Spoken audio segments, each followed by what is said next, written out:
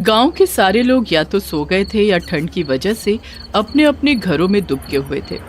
गांव की सीमा पर एक छोटी सी झोपड़ी में एक छोटा सा चिराग जल रहा था। उस झोपड़ी में कमला मरणासन स्थिति में एक फटे हुए चीथड़े पर लेटी थी। उसके सामने उसकी 4 बेटियां सरला, अनीता, आरती और गुंजन भरी आंखें लिए ठंड से ठिठुरते हुए बैठी थी। सबसे बड़ी बेटी सरला की गोद में उसकी 5वीं नवजात बेटी अनु थी। बेटी, अब मेरा वक्त भी आ गया है। नहीं माँ, ऐसा मत बोलो। बाबा भी चले गए और अब तुम भी हमें छोड़कर चली जाओगी तो हमारा क्या होगा माँ? कमला कुछ न बोल सकी। उसकी आंखों से आंसुओं की धार बह निकली और फिर जिसका डर था वही हुआ। वो अपने पीछे 5 बेसहारा लड़कियों को छोड़कर इस दुनिया से चल बसी। गांव के कुछ दयालु लोगों ने बच्चियों को बेसहारा जानकर कमला का अंतिम संस्कार कर दिया। अभी कमला को इस संसार से गए 1 दिन भी नहीं हुआ था कि गांव का बनिया सुखीलाल वहां धमका। वो सरला से बोला, रे छोरी, चल मेरी रकम वापस कर जो तेरी माँ ने तेरे बाप के क्रियाकर्म के लिए ली थी। सेठ जी, घर में एक फूटी कौड़ी भी नहीं है। माँ का अंतिम संस्कार भी मोहल्ले वालों की दया पर हुआ है। रे, मेरे पैसे निकाल, नहीं तो अभी के अभी ये घर खाली कर। ना जाने कहां कहां से चले आते हैं यहाँ मरने के लिए। सुखीलाल की नजर बहुत पहले से उनके घर पर थी और आज उन्हें बेसहारा जानकर वो उनसे घर खाली करवाने आया था। दुष्ट बनिए ने उन बच्चों पर जरा भी दया नहीं दिखाई और उन्हें घर से बाहर निकाल दिया। घर से निकलकर बच्चियां दिन भर गांव के बरगद के पेड़ के नीचे बैठी रहीं। सुबह से उनके पेट में अन्न का एक दाना भी नहीं गया था। सरला, अनीता, आरती और गुंजन ने तो किसी तरह खुद पर काबू रखा था, मगर छोटी अनु का भूख के मारे बुरा हाल हो रहा था और वो लगातार रोई जा रही थी। आखिरकार सरला से उसका रोना न देखा गया। वो गांव के घर पर गई। अम्मा, ओ अम्मा, थोड़ा सा दूध दे दो अम्मा, मेरी बहन सुबह से भूखी है। घर से एक औरत निकली और बोली, क्या है रे, हम गांव वालों ने तुम्हारा ठेका ले रखा है क्या? पहले तुम्हारी माँ का क्रियाकर्म करो और फिर तुम लोगों का पेट पालो। तभी उस औरत का पति बाहर निकला और बोला, अरे क्यों डांट रही हो गरीब को? दे दो ना थोड़ा सा दूध। देखो जी, आज तो दे देती हूँ इसे दूध, मगर इससे कह दो कि दोबारा यहाँ नजर भी ना आए। सरला कुछ न बोली, बस दूध लेकर वहां से चली आई और भूखी अनु को पिलाया। ऐसे कब तक चलेगा? यहाँ रहकर मरने से अच्छा है कि शहर चलकर कोई काम खोजा जाए। फिर अगले ही दिन सरला अपनी बहनों को लेकर शहर चल पड़ी। शहर पहुंचकर उसने काम खोजना शुरू किया।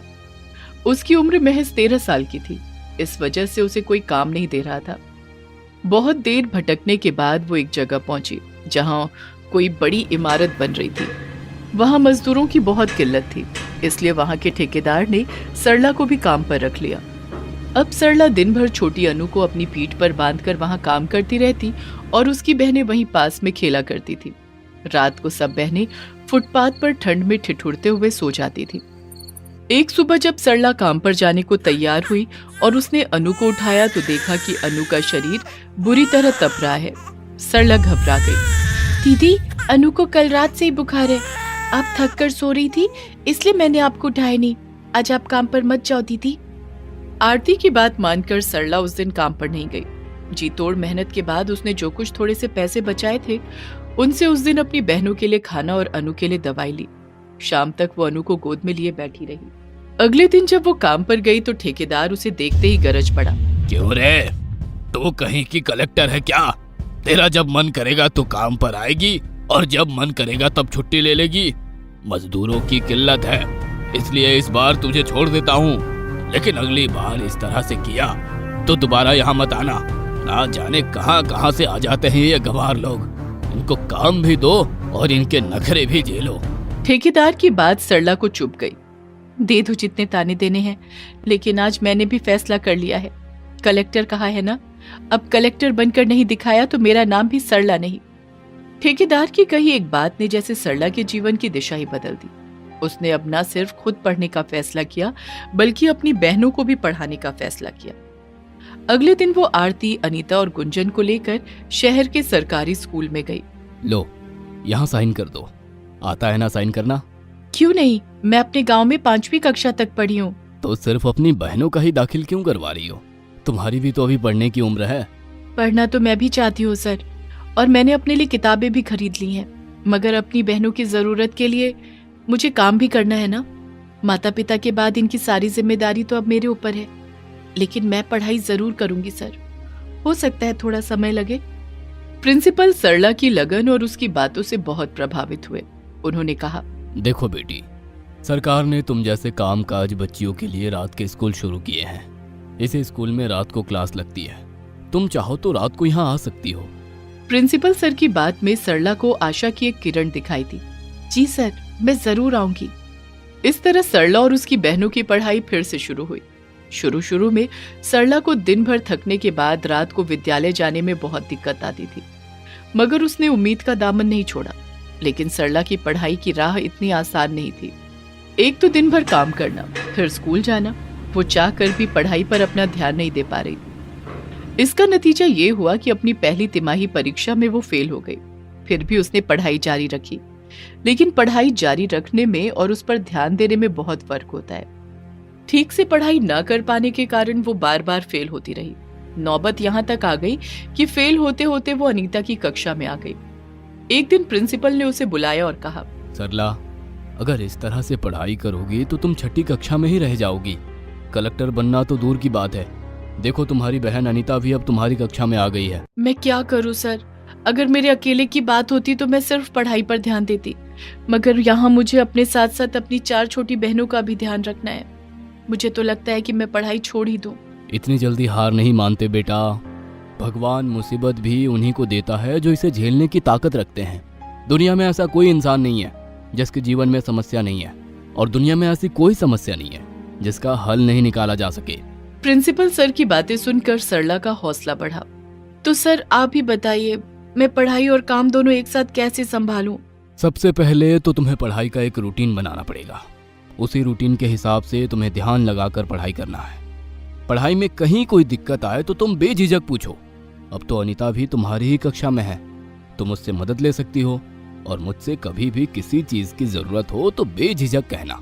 मैं हर वक्त तुम्हारी मदद को तैयार हूँ। पढ़ाई से हार मानकर सरला ने प्रिंसिपल सर की बात मानकर एक बार फिर से जी जान से पढ़ाई में लग गई। वो पहले सुबह उठकर 2 घंटे पढ़ती, फिर काम पर चली जाती। काम से लौटने के बाद 1 घंटे घर पर आराम करने के बाद वो फिर अपने स्कूल जाती थी। इस तरह रूटीन बनाकर पढ़ने से उसे काम, पढ़ाई और आराम करने का पूरा समय मिल जाता था। धीरे धीरे उसे इसमें मजा आने लगा। इस तरह उसने रात के स्कूल से ही 12वीं तक की पढ़ाई पूरी कर ली।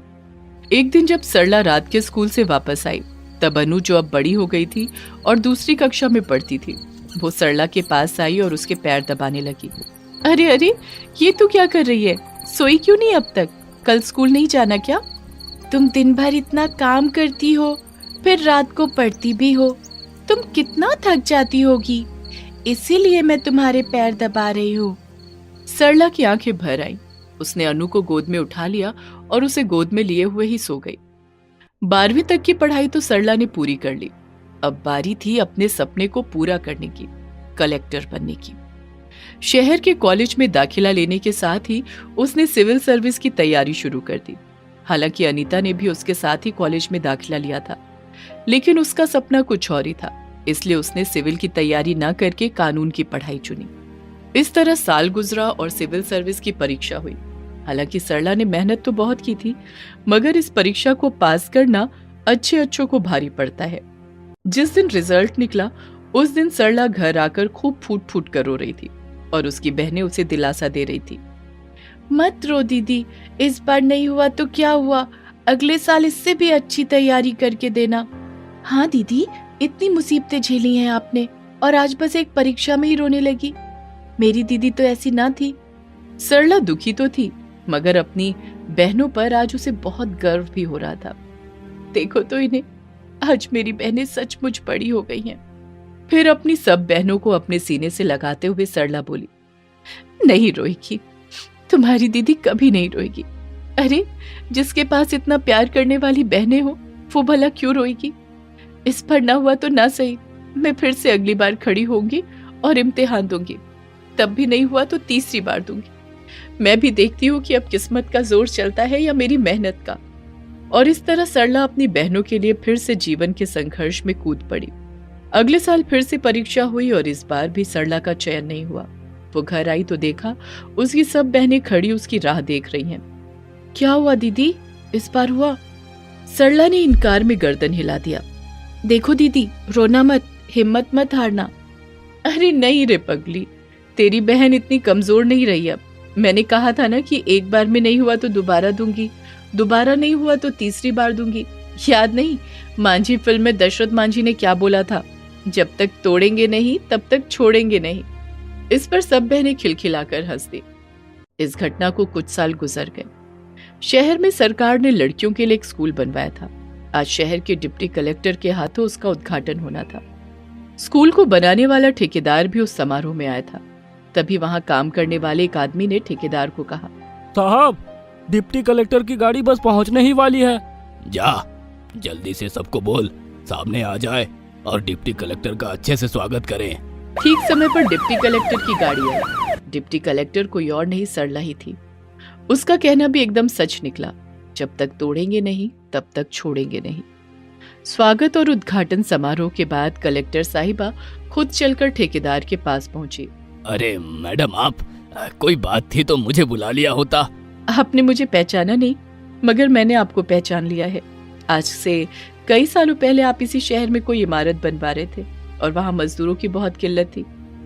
ठेकेदार के सामने सब आईने की तरह साफ हो गया। उसे सब कुछ याद आ गया। हाँ मैडम, लेकिन आपको ये सब कैसे पता? वो इसलिए कि वहां मैंने भी मजदूरी की थी। एक दिन काम पर न आने के कारण आपने कहा था कि तू खुद को क्या कलेक्टर समझती है। देखिए, आज मैं कलेक्टर बन गई हूँ। ठेकेदार को काटो तो खून नहीं, वो हकलाने लगा। मैडम, मुझे माफ कर दीजिए। अरे आप माफी मत मांगिए, आज आपके कारण ही मैं यहाँ तक पहुंची हूँ। उस दिन की आपकी बात को गांठ बांधकर ना मैंने पढ़ाई शुरू की, बल्कि अपनी बहनों को भी पढ़ाया। आज मेरी सबसे छोटी बहन अनु डॉक्टर है। मेरी 2 बहनें गुंजन और अनीता शहर की नामी वकील हैं और मेरी 5वीं बहन आरती कॉलेज में प्रोफेसर है। और ये सब हुआ है आपके कारण। आपकी कही एक बात ने उस दिन मेरे जीवन की दिशा बदल कर रख दी थी। समय हो रहा था और सरला को वहां से जाना था। उसने ठेकेदार से कहा, अच्छा मैं चलती हूँ, आप अपना ध्यान रखिएगा। कलेक्टर का काफिला वहां से चल दिया, मगर एक बात ठेकेदार के मन में घर कर गई कि आज की लड़कियां कमजोर नहीं हैं। अगर उन्हें सही दिशा दी जाए तो वो बड़ी से बड़ी मंजिल को भी आसानी से प्राप्त कर सकती हैं। स्नेहलता गर्भवती थी। उसका आखिरी महीना चल रहा था। किसी भी दिन और किसी भी समय उसे अस्पताल जाना पड़ सकता था। स्नेहलता और उसका पति दिवाकर नन्हे मेहमान के आने का बेसब्री से इंतजार कर रहे थे। एक रात जब दिवाकर गहरी नींद में था, तभी उसके कानों में स्नेहलता के कराहने की आवाज सुनाई दी। दिवाकर, दिवाकर। दिवाकर बिस्तर पर तुरंत उठकर बैठ गया। क्या हुआ स्नेहलता? दिवाकर, पेट में बहुत दर्द हो रहा है, जल्दी से डॉक्टर के पास मुझे ले चलो। दिवाकर ने गाड़ी निकाली और अस्पताल की ओर चल पड़ा। उसके घर से अस्पताल की दूरी 15 किलोमीटर के करीब थी। रात काफी हो चुकी थी, इसलिए सड़कें लगभग सुनसान थी। वो धीरे धीरे कार लेकर अस्पताल की ओर बढ़ रहा था। तभी उसकी एक नजर एक आदमी पर पड़ी, जो हाथ के इशारे से गाड़ी रोकने के लिए कह रहा था। भाई साहब, गाड़ी रोकिए भाई साहब। दिवाकर ने देखा कि एक आदमी अपनी गर्भवती पत्नी के साथ रास्ते के किनारे खड़ा है। उसने अपनी कार उसके पास जाकर रोक दी। भाई साहब, ये मेरी पत्नी है, इसे प्रसव पीड़ा हो रही है। मुझे इसे लेकर अस्पताल जाना है, लेकिन देखिए ना, कोई हमें लिफ्ट ही नहीं दे रहा है। प्लीज हमें अस्पताल पहुंचा दीजिए ना। अरे हाँ, क्यों नहीं, आइए बैठिए, मैं भी अस्पताल ही जा रहा हूँ। मेरी पत्नी का भी यही हाल है। वो दोनों दिवाकर की कार में बैठ गए।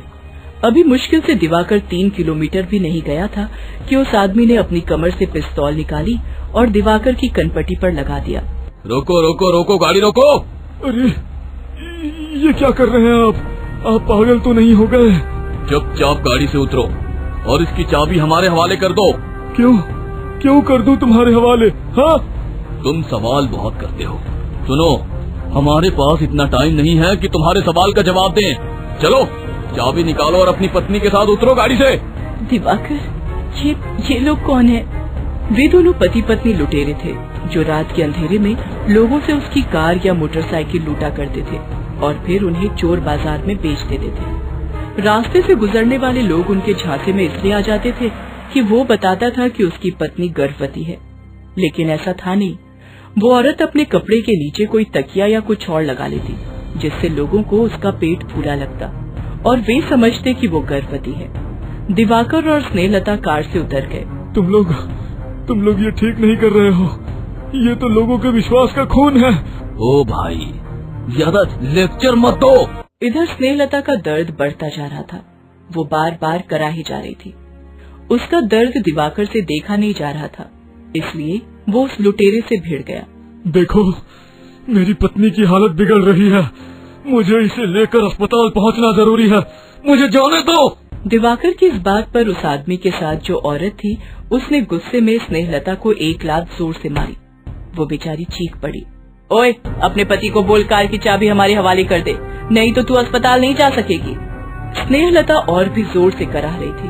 अब तो दिवाकर का गुस्सा भड़क गया। उसने उस आदमी को धक्का मारकर स्नेहलता के पास जाने की कोशिश की, लेकिन उस आदमी ने उसके पेट में गोली मार दी। उसके बाद उन दोनों ने दिवाकर के हाथ से चाबी छीनी और उसकी कार लेकर भाग गए। दिवाकर के पेट से खून निकल रहा था, फिर भी उसने स्नेहलता को अपनी गोद में उठाया और अस्पताल की ओर भागा, लेकिन उसकी हिम्मत जवाब दे रही थी। तभी उसकी नजर एक झोपड़ी पर गई। वो स्नेहलता को लेकर उस झोपड़ी में गया और उसका दरवाजा खटखटाने लगा। दरवाजा एक बूढ़ी औरत जिनका नाम कौशल्या था, उन्होंने खोला। कौन है आप लोग? और ये चोट कैसे लगी आपको? इससे तो बहुत खून निकल रहा है। दिवाकर ने सारी बात कौशल्या को बताई और उसने दम तोड़ दिया। हे भगवान, ये तो मर गया। तभी स्नेहलता फिर से कराहने लगी। दिवाकर। अब उसकी प्रसव पीड़ा बहुत बढ़ गई थी। कौशल्या ने उसे बोला, बेटी सब ठीक होगा, तू फिक्र मत कर। कौशल्या ने अपने पड़ोसियों की मदद से उसे अस्पताल पहुंचाया। अस्पताल में स्नेहलता ने 2 छोटी छोटी बच्चियों को जन्म दिया और अपनी दोनों छोटी बच्चियों को रोता छोड़कर वो भी चल बसी।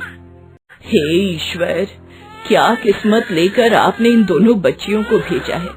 इनके माता और पिता दोनों के दोनों अब नहीं है इस दुनिया में।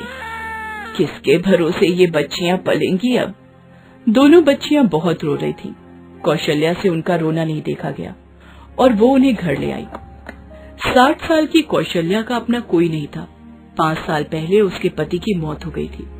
उसकी कोई औलाद भी नहीं थी। वो सब्जियां बेचकर अपना गुजारा करती थी।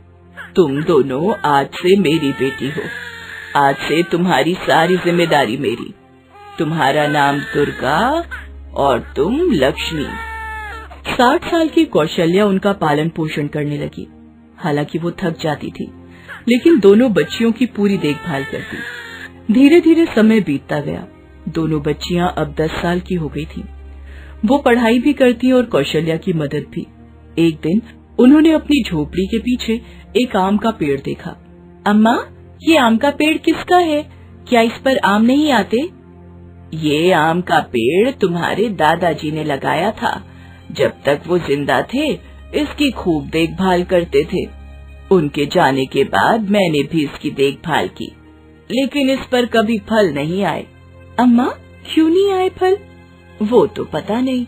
अम्मा, हम लोग इसकी और भी अच्छे से देखभाल करेंगे, कभी न कभी तो इस पर फल आएंगे ही। समय और भी तेज गति से बीतता चला गया। दुर्गा और लक्ष्मी अब 20 साल की हो गई थी। कौशल्या बहुत बूढ़ी हो गई थी। वो ठीक से चल फिर भी नहीं पाती थी।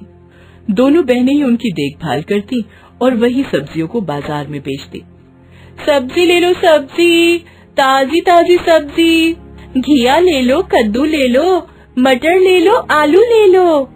वो सब्जियां बेच तो रही थी, लेकिन उनकी आमदनी ज्यादा नहीं थी, क्योंकि उनके पास जगह बहुत ही थोड़ी सी थी और उस थोड़ी सी जगह में जितनी सब्जियां होती वो उगाती। हालांकि वो आम के पेड़ की खूब देखभाल भी करती, खाद पानी डालती, कीड़ों की दवा देती, लेकिन उस पर कभी फल आए ही नहीं। लेकिन एक सुबह जब लक्ष्मी और दुर्गा की नजर आम के पेड़ पर गई तो वे चौंक गई। उन्होंने देखा कि आम के पेड़ पर कुछ फल आए हैं। अम्मा, अम्मा, वो ये बात अपनी अम्मा को बताना चाह रही थी। वे भागकर अंदर गई तो उसने देखा कि अम्मा तो बेहोश पड़ी है। अम्मा, अम्मा, क्या हुआ अम्मा? उठो ना अम्मा। दोनों बहन उनकी हालत देखकर बहुत डर गईं।